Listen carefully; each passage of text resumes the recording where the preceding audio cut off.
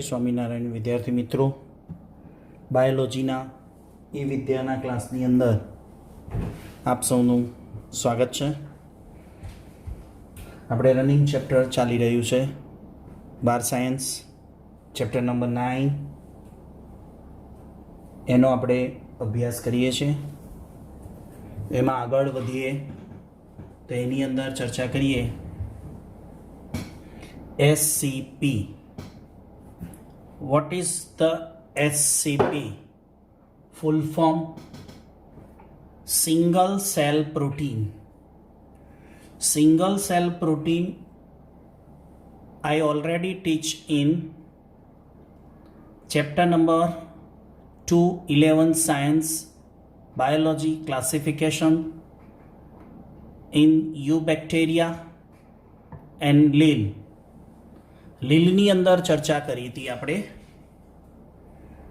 સ્પાઇરુલિના નામ આવ્યું હતું। ત્યાં આગળ આપણે એક પોઈન્ટ લખાયો હતો, બધા રિવાઇઝ કરજો, ચોપડી ઓપન કરજો અને ટોપિક જોજો। સિંગલ સેલ પ્રોટીન એટલે સિંગલ એટલે એક, સેલ એટલે કોષ અને પી એટલે પ્રોટીન। હવે મેં તમને એક CBSE શિક્ષા હાઉસમાંથી એક વિડીયો લેક્ચર મંગળવારે અપલોડ કર્યો હતો, ઘણાએ જોયો પણ નહોતો, કેમ નહીં, અને ઘણા મોટાભાગના વિદ્યાર્થીઓ 30 મિનિટ સુધી મેં જોવાનો કીધો હતો। હવે ચેપ્ટર પૂરું થવાની તૈયારીમાં છે, એટલે એ વિડીયોમાં 30 મિનિટથી આગળનો વિડીયો જોજો, એની અંદર અહીંયા બધું એનિમેશન સાથે આ ટોપિક પણ સમજાયો છે। આપણે વાત કરીએ છીએ સિંગલ સેલ પ્રોટીન, એક કોષજન્ય પ્રોટીન।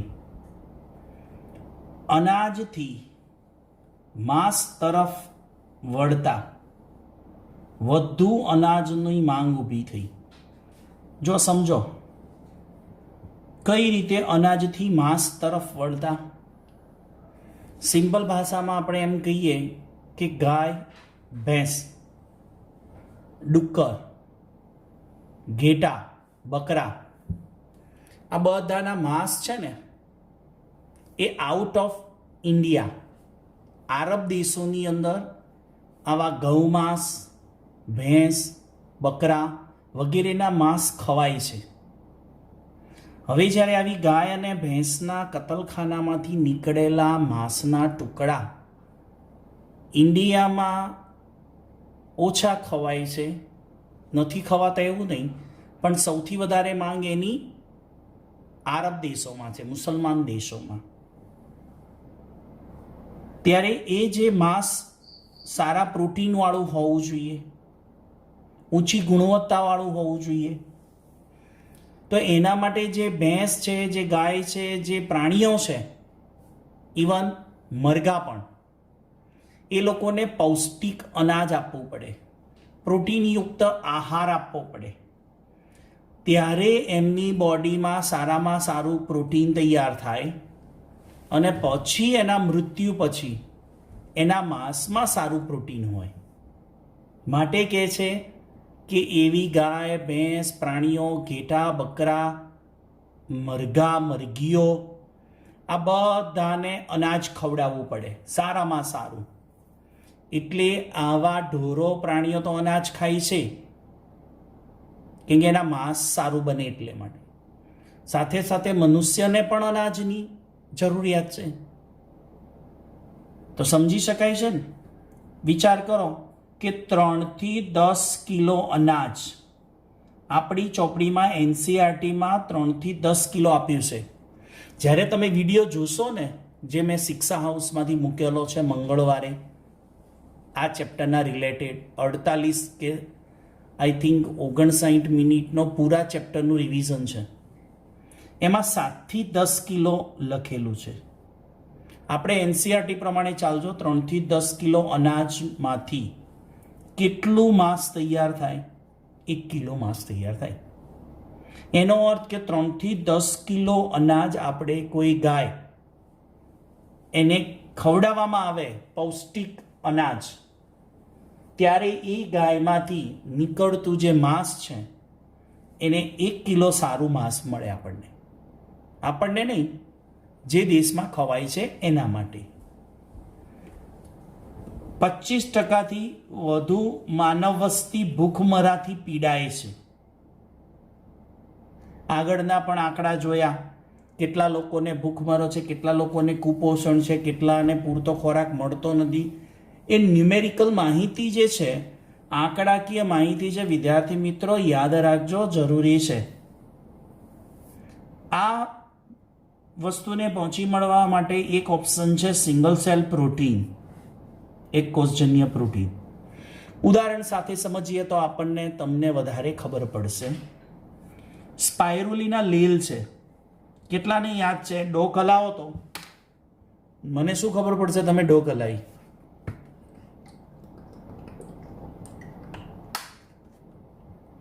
જેને પણ અત્યારે સ્પાયરુલિના નામ સાંભળેલું છે, આ વિડીયો જોતા મેં તમને એક ઉદાહરણ આપું છું સ્પાયરુલિનાનું સિંગલ સેલ પ્રોટીન માટે.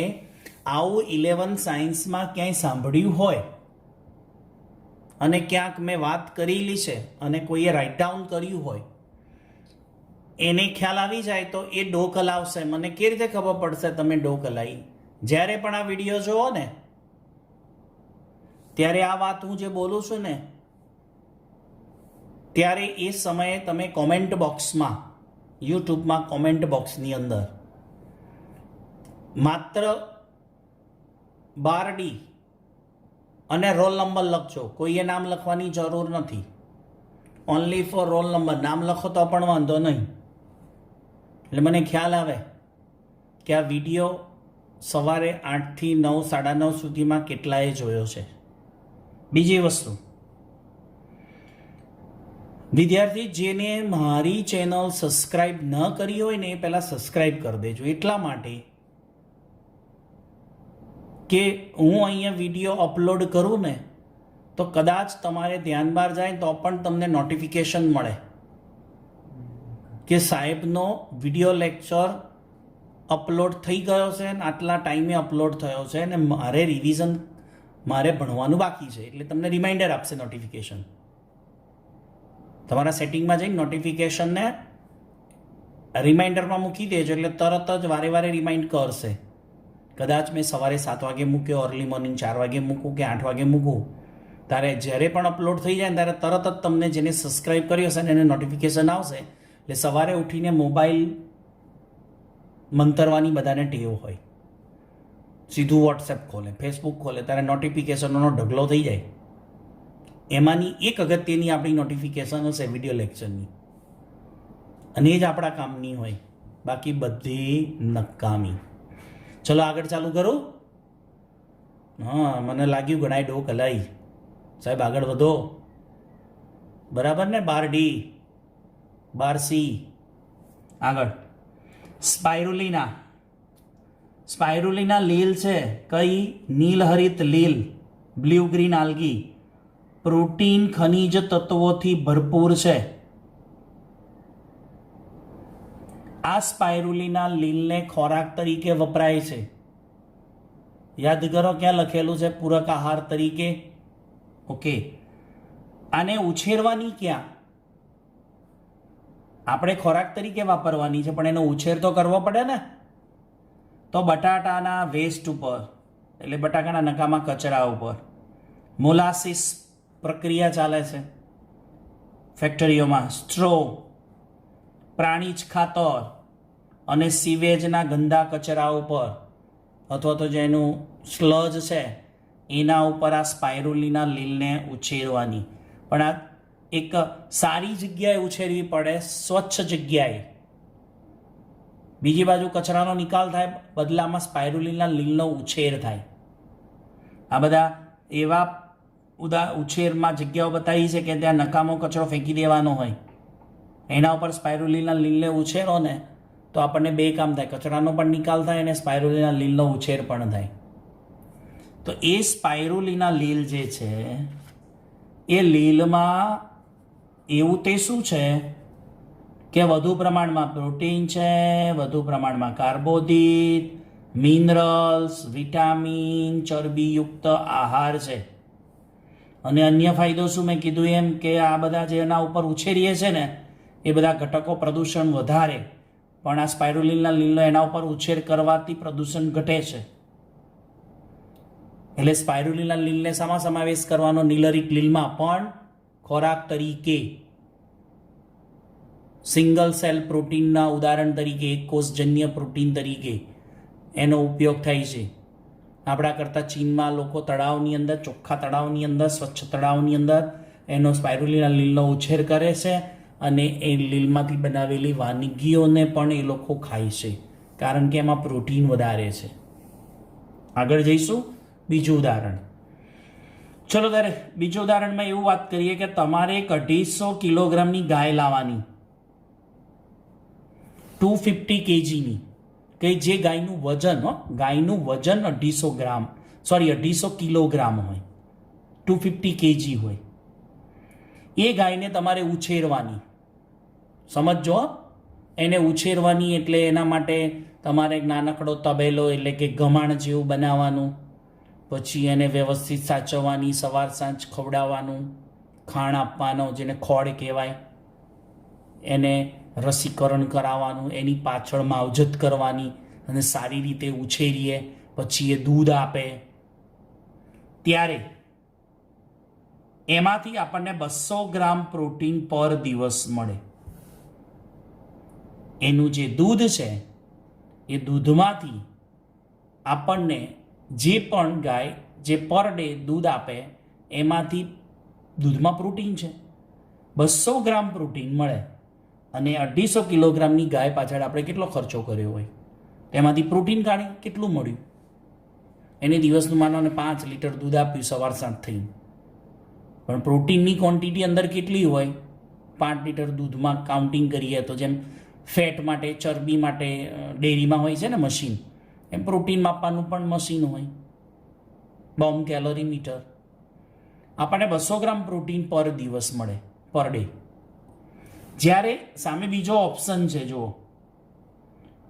માત્ર ને માત્ર 250 ગ્રામ, અહીંયા 250 કિલોગ્રામની ગાય લેવાની, એના બદલામાં ઓપ્શનમાં 250 ગ્રામ મિથેલોફિલ્સ મિથેલોટ્રોક્સ.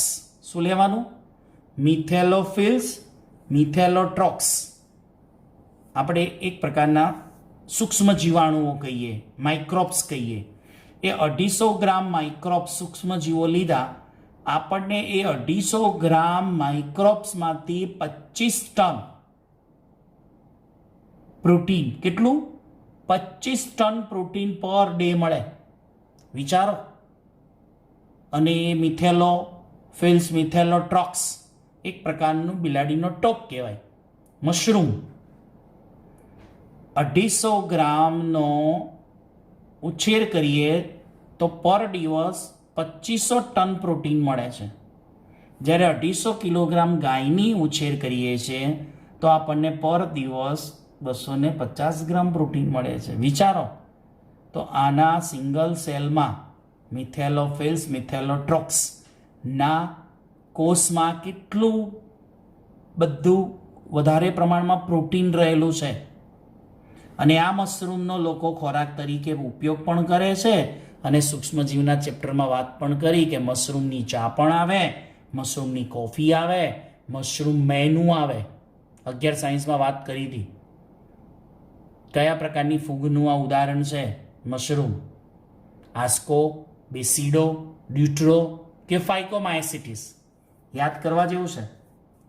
ચલો, આ થઈ સિંગલ સેલ પ્રોટીનની.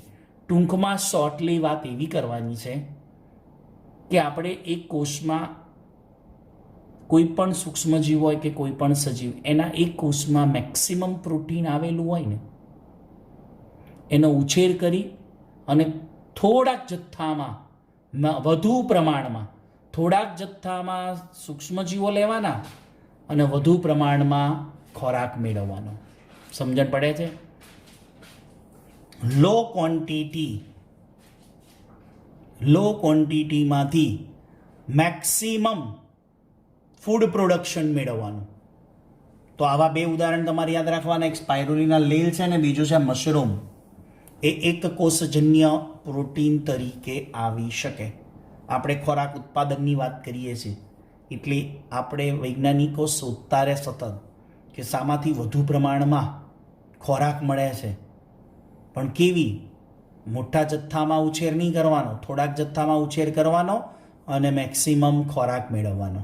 તો એના માટે બે ઉદાહરણ આવે, એક મશરૂમ અને બીજું આવે છે સ્પાઇરુલિના લીલ. ચલો મિત્રો, ખબર પડી આટલી? તો બધા જ સિંગલ સેલ પ્રોટીનનો ટોપિક શાંતિથી ચોપડીમાંથી શોધીને એટલી લાઈનો વાંચવાની, સમજવાની, રીડ કરવાની અને તૈયાર કરવાની. તો પહેલાં શું કરવાનું? વિડીયો લેક્ચરને સમજવાનો. જ્યારે પૂરેપૂરું એક્સપ્લેશન થઈ જાય અને થોડીક ઘણી ખબર ન પડે તો વિડીયો રિવાઇન્ડ કરવાનો અને કીપ સાયલેન્સ સાથે બેસવાનું.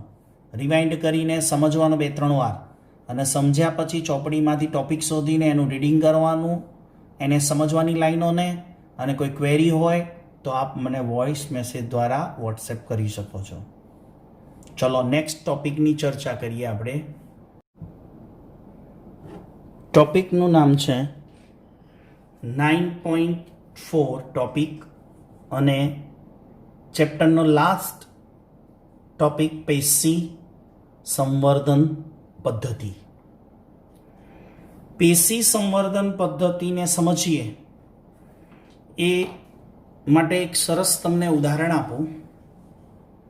પેશી સંવર્ધનના સંશોધન કહેવાય ને કે એક સાયન્ટિસ્ટ છે જેનું નામ છે ફ્રેડરિક સ્ટીવાર્ટ.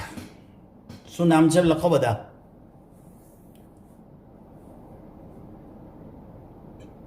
ફ્રેડરિક સ્ટીવાર્ટ. ફ્રેડરિક સ્ટીવાર્ટ.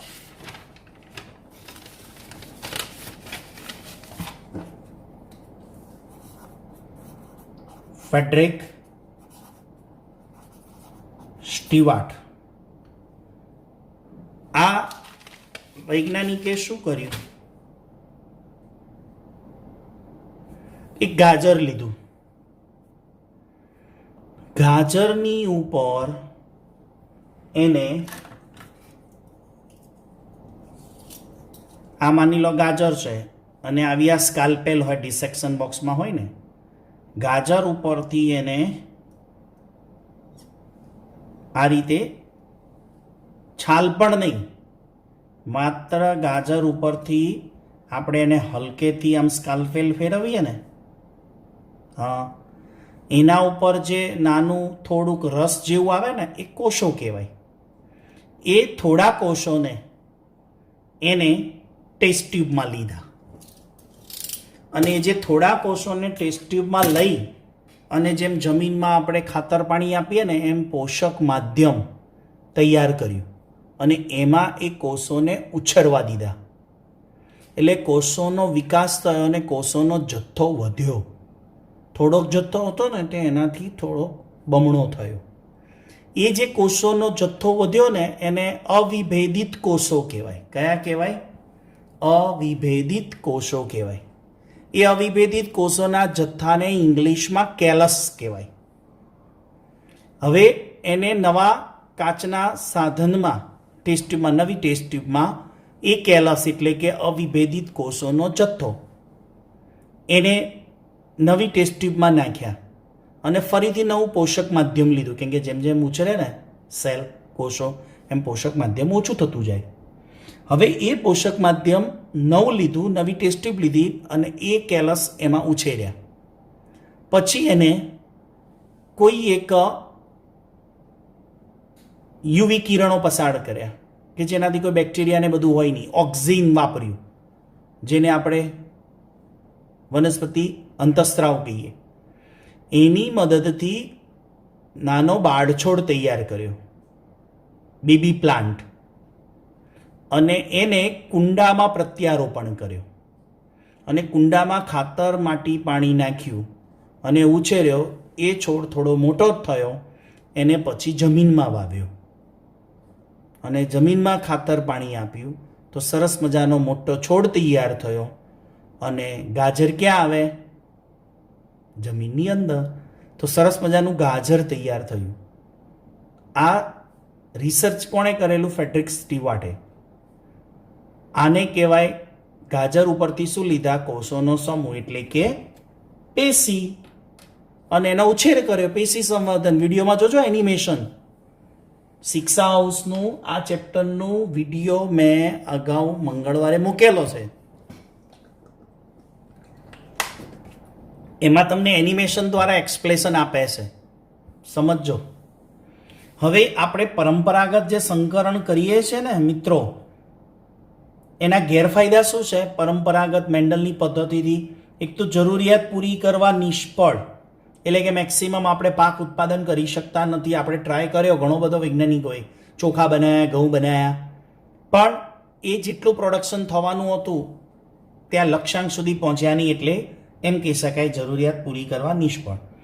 ઝડપી ઉત્પાદન, એક તો ઝડપી ઉત્પાદન થતું નથી, એ ગેરફાયદો છે. થાય છે પણ લાંબા સમયે એનું પ્રોડક્શન વધે છે. અને ખોરાકની જમવા તો ખોરાક બધાને રોજ જોઈએ, અને એનું પ્રોડક્શન બહુ લાંબા સમય પછી થાય તો, એટલે આ એક બે માઇનસ પોઈન્ટ કહેવાય જે ઓલ્ડ મેથડ છે પરંપરાગત પાકની સંકરણ લેવાની. 1950ની અંદર સાયન્ટિસ્ટોએ એક પુખ્ત છોડ લીધો. મેં જે હમણાં કીધું ને એમ, પુખ્ત છોડમાંથી કોઈએ ભ્રૂણનું સંવર્ધન કરી, કોઈએ કેલસ સંવર્ધન કર્યું, કોઈએ અંગ સંવર્ધન કર્યું, કોઈએ કોષ સંવર્ધન કર્યું.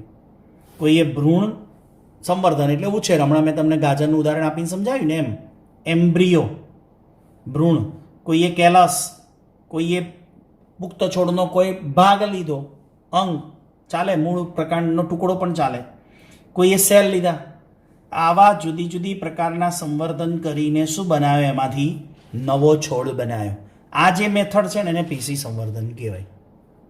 આગળ જોઈએ પેશી સંવર્ધનમાં ટીટોપોટેન્સી, સંપૂર્ણ ક્ષમતા, જેને આપણે કહીએ ટીટોપોટેન્સી, ઇંગ્લિશમાં આપ્યું છે, ચેક કરજો. ટીટોપોટેન્સી સંપૂર્ણ ક્ષમતા એટલે શું? વનસ્પતિના કોઈ પણ ભાગ કે કોષમાંથી નવો છોડ નિર્માણ થઈ શકે. વનસ્પતિના દૈહિક કોષો, શું વાત કરું છું? વનસ્પતિનો કોઈ પણ ભાગ કે દૈહિક કોષોમાંથી નવા છોડનું નિર્માણ થાય, એને આપણે કહીશું સંપૂર્ણ ક્ષમતા. શું કહીશું? સંપૂર્ણ ક્ષમતા.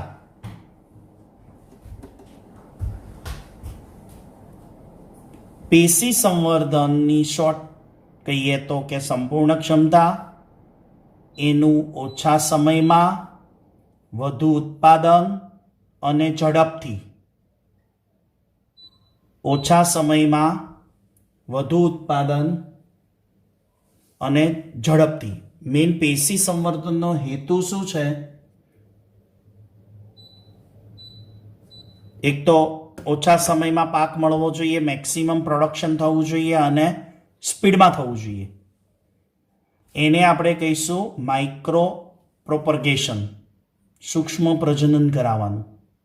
એટલે પેશી સંવર્ધન એટલે કોષ, સેલ બધા માઇક્રો છે, સૂક્ષ્મ છે. તો એ કોષોને ઉછેરવા માટે પોષક દ્રાવકો કયા લેવાના?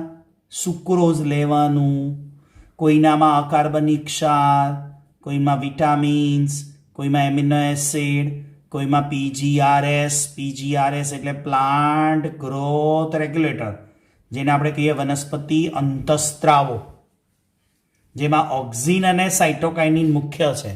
શું છે? ઓક્સિન અને સાઇટોકાઇનિન મુખ્ય છે. તો પોષક દ્રાવકો, હમણાં મેં ના કીધું કે ફ્રેડરિક સ્ટીવાર્ટે ગાજરના સેલ લીધા, કોષ લીધા, એને કેલસ કહીએ, અવિભેદિત કોષોનો જથ્થો પોષક માધ્યમમાં ઉછેર્યો. તો એ પોષક માધ્યમ તરીકે શું હોય? નીટના એમસીક્યુમાં પૂછાઈ ગયું છે. Sucrose, inorganic salt, vitamins, amino acid, plant growth regulators, જેમાં વનસ્પતિ અંતઃસ્ત્રાવો મુખ્યત્વે ઓક્સિન અને સાઇટોકાઇનિન હોય, એની અંદર ઉછેરવા દેવાના. જેમ જમીનમાં કોઈ છોડ તમે ઉછેરો તો શું મૂકો? તમે ખાતર આપો કે નહીં? છાણિયું ખાતર આપો, કમ્પોસ્ટ ખાતર આપો, કુદરતી ખાતર આપો, પછી ઉપરથી ખૂટતું હોય તો કૃત્રિમ ખાતર નાખો. એની જેમ આપણે લેબોરેટરીમાં ઉછેર કરવો હોય ને તો આવા દ્રાવણો લેવા પડે. આગળ પેશી સંવર્ધનના મુખ્ય તબક્કા છે. એક છે વનસ્પતિનો નમૂનો લેવાનો, જેને આપણે એક્સપ્લાન્ટ કહીશું. શું કહીશું? એક્સપ્લાન્ટ. નિવેશ્ય કહીશું. શું કહીશું? નિવેશ્ય. એમાં શું લઈ શકાય? મૂળ, પ્રકાંડ, પર્ણનો ટુકડો ચાલે, એ આપણે વનસ્પતિનો નમૂનો કહેવાય. કોષ પણ ચાલે. એ નિવેશ્યને પોષક માધ્યમમાં ઉછેરવાના. કયા કયા હમણાં કીધા એમ? સુક્રોઝ, અકાર્બનિક ક્ષાર, વિટામિન્સ, એમિનો એસિડ અને વનસ્પતિ અંતઃસ્ત્રાવો. આ આપણે એમાં ઉછેર કરવાનો. ત્રીજો સ્ટેપ શું થાય? એનાથી કેલસનું નિર્માણ થશે. કેલસ એટલે લખી કાઢજો. અવિભેદિત કોષોનો જથ્થો તૈયાર થશે, જે હજુ વિભેદનમાં આવ્યા નથી એવા કોષો, એટલે અવિભેદિત કોષો. ત્યાર પછી એ અવિભેદિત કોષોમાંથી ધીમે ધીમે પછી આપણે એનો ઉછેર કરીશું ને એટલે વિભેદન થશે. વિભેદન થાય એટલે શું નિર્માણ થાય? પેશી. પેશી નિર્માણ થાય તો શું થાય? અંગ. અંગ નિર્માણ થાય તો શું બને? અંગતંત્ર. અને અંગતંત્ર બને એટલે નવો છોડ તૈયાર થાય. પછી એને કુંડામાં ઉછેરવાનો, પછી એને જમીનમાં પ્રત્યારોપણ કરવાનું અને આખો એક છોડ બનાવી શકાય. માત્ર શું લીધું તું? નિવેશ્ય તરીકે, વનસ્પતિના નમૂના તરીકે મૂળ, પ્રકાંડ, પર્ણનો ટુકડો લીધો હતો. આવી રીતે વનસ્પતિ સંવર્ધન કરી શકાય. બીજું કે છે, એમાં એક શબ્દ આપ્યો છે સોમાક્લોન્સ. સોમાક્લોન્સ. ક્લોન્સ એટલે એના જેવું જ. ક્લોન, ક્લોન, તાદ્રશ્ય આવૃત્તિ, ઝેરોક્સ કોપી એમ કહેવાય. નવા છોડનું નિર્માણ પિતૃ છોડ જેવો જ હોય. કેવો હોય? નવો છોડ બનવાનો એ કેવો હોય? પિતૃ છોડના જેવો જ હોય. આબેહૂબ એના જેવો હોય. કેમ કે આ એક પ્રકારનું શું થયું? અલિંગી પ્રજનન થયું. અલિંગી પ્રજનન થયું એટલે શું થાય? એ સેક્સ્યુઅલી રિપ્રોડક્શન કહેવાય. એની અંદર કોઈ જમ એટલે કે જન્યુઓ નિર્માણ થતા નથી અને નવો છોડ એ પિતૃ છોડ જેવો જ હોય. તો આવી રીતે કરી શકાય. બીજી એક અહીંયા એક સમજ આપી છે તમને કે આપણે રોગયુક્ત છોડ લેવાનો. તમને એમ થશે કે સાહેબ એવું કેવું રોગયુક્ત છોડ લેવાનો, તંદુરસ્ત નહીં લેવાનો?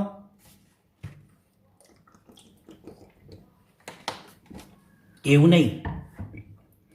માની લો કે તમને કોઈ છોડ છે એનું એક લક્ષણ બહુ જ ગમ્યું છે છોડનું, બીજા કોઈનું નહીં. મેં કોની વાત કરી? પ્લાન્ટની. કોઈ માણસની વાત નથી કરી. કોઈ એક છોડનું તમને લક્ષણ સારામાં સારું ગમી ગયું છે અને એ છોડના એ લક્ષણને તમે તમારા બગીચામાં ઉગાડવા માંગો છો. એવો છોડ પણ છે શું? જે લક્ષણ ગમ્યું છે ને એ છોડ રોગિષ્ઠ છે. બરાબર? હવે તમે રોગિષ્ઠ છોડને તમે સ્ટોક અને સાયન તરીકે વાપરો, એટલે કે આરોપણ કરો, ગ્રાફ્ટિંગ કરો કે પછી કલમ કરો, દાબ કલમ કરો, તો એ રોગિષ્ઠ જ આવે. તો શું કરવાનું? એના માટે અસરકારક પદ્ધતિ છે પેશી સંવર્ધન. શું કરાય એમાં? તમારે એવા રોગિષ્ઠ છોડના કોઈ સારા લક્ષણ તમારે જોઈતા હોય ને તો એ રોગિષ્ઠ છોડમાંથી અગ્રસ્ત વર્ધનશીલ પેશી લેવાની. કઈ? 11 સાયન્સમાં ચલાવી હતી 3 પેશીઓ વનસ્પતિ પેશીમાં, અગ્રસ્ત, પાર્શ્વસ્થ અને આંતરવિષ્ઠ. એ અગ્રસ્ત વર્ધનશીલ પેશી લેવાની. અને અગ્રસ્ત વર્ધનશીલ પેશી કેમ? તમે પ્રશ્ન પૂછશો, સાહેબ બીજું કંઈ નહીં ને, અગ્રસ્ત વર્ધનશીલ પેશી કેમ? કે ગમે તેવો રોગિષ્ઠ છોડ હોય ને એની અગ્રસ્ત વર્ધનશીલ પેશીમાં કોઈ પણ પ્રકારની ઇન્ફેક્શન ના હોય. આખા છોડમાં રોગ પ્રસરી ગયો હોય ને પણ એની અગ્રસ્ત વર્ધનશીલ પેશીમાં એ રોગની કોઈ ઇન્ફેક્શન લાગેલી ન હોય. એટલે એ અગ્રસ્ત વર્ધનશીલ પેશીનો થોડોક નમૂનો એટલે પેશી. અને પછી એને તંદુરસ્ત છોડમાં આવી પેશી સંવર્ધન પદ્ધતિથી આપણે તંદુરસ્ત છોડ ઉગાડી શકાય. સમજણ પડી? એમાં કેળા, શેરડી અને બટાટા આવી રીતે ઉછેર કરી શકાય. નેક્સ્ટ જો સમજણ પડે છે ને? ઓકે, તમારા માટે એક ગુડ ન્યૂઝ આપું છું. બોલો શું હશે? પિક્ચર જેવા ગુડ ન્યૂઝ નહીં. હવેથી તમારા ઓનલાઈન વિડીયો લેક્ચર યુટ્યુબના પ્લેટફોર્મ ઉપર જ રહેશે, પણ હવેથી તમને આવતા વીકમાંથી દરેક સાહેબ, દરેક સબ્જેક્ટના સાહેબ તમને ફિઝિક્સ હોય, કેમિસ્ટ્રી હોય કે બાયોલોજી, તમને ઝૂમ એપ્લિકેશન ઉપર વીકની અંદર એકવાર મળશે. ઝૂમ ઉપર તમારે એક વિડીયો લેક્ચર આવશે અને બાકીના વિડીયો લેક્ચર રેગ્યુલર જે વોટ્સએપ અને આ યુટ્યુબ ઉપર આવે છે એ રેગ્યુલર આવશે, અને એક લેક્ચર તમારો આવશે ઝૂમ ઉપર. હજી એક લેક્ચરનો વધારો થયો. આ તમારા ગુડ ન્યૂઝ છે. અને એ ઝૂમ ઉપરના લેક્ચરની અંદર શું હશે? આગળ કોઈ વસ્તુ ચલાવવાની નથી ઝૂમ ઉપર, પણ જે અઠવાડિયાનું કંઈ ચાલે છે એ અઠવાડિયાના 3 લેક્ચરનું કે 2 લેક્ચરનું કે 4 લેક્ચરનું જે તમને કાંઈ નથી ખબર પડતી ક્વેરી છે, એ ક્વેરીને ઝૂમ ઉપર દરેક સાહેબ તમને સોલ્વ કરાવશે. બોલો છે કે નહીં ગુડ ન્યૂઝ? તો તાલી પાડો બધા. ઓકે, મને શું સંભળાશે તમે તાલી પાડી? કંઈ નહીં. મને કોઈ એવો આ વિડીયો લેક્ચર ચાલતો હોય, તમે જ્યારે સમજતા હોય અને એ વખતે લાઈક કરજો, એટલે મને ખબર પડી જશે. જેટલા લોકોએ લાઈક કરી હશે ને એને સમજીશ કે તમને બધાને આ વાત ગમી છે. ચલો, હવે દૈહિક સંકરણ એટલે શું? પેશી સંવર્ધન, પેશી સંકરણ તો કરી, દૈહિક સંકરણ એટલે શું? એક ઉદાહરણ દ્વારા તમને સમજાવું. એક આપણે લઈશું જાતિ એ, વનસ્પતિની જાતિ એ. બીજી લઈશું વનસ્પતિની જાતિ બી. બરાબર? આ એ વનસ્પતિનો શું છે? કોષ છે. આ એનું કોષ કેન્દ્ર. બરાબર? અને આ એનો જીવરસ. આ કોષ બીજી વનસ્પતિનો, બી જાતિનો, આ એનું કોષ કેન્દ્ર અને આ એનો જીવરસ.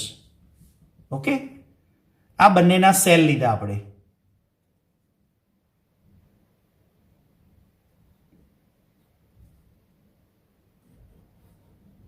ઓકે, પછી એને આ બંને કોષ છે એટલે વનસ્પતિના કોષ છે એટલે એને કોઈ ચોક્કસ ઉત્સેચકની મદદથી કોષ દિવાલનું પાચન કરવાનું. એટલે કોષ દિવાલને પાચન કરાવી એટલે કોષ દિવાલ દૂર થઈ જાય. કોષ દિવાલ દૂર થઈ જાય એટલે એ કોષમાં વધ્યું શું? જીવરસ, પ્રોટોપ્લાઝમ વધ્યું.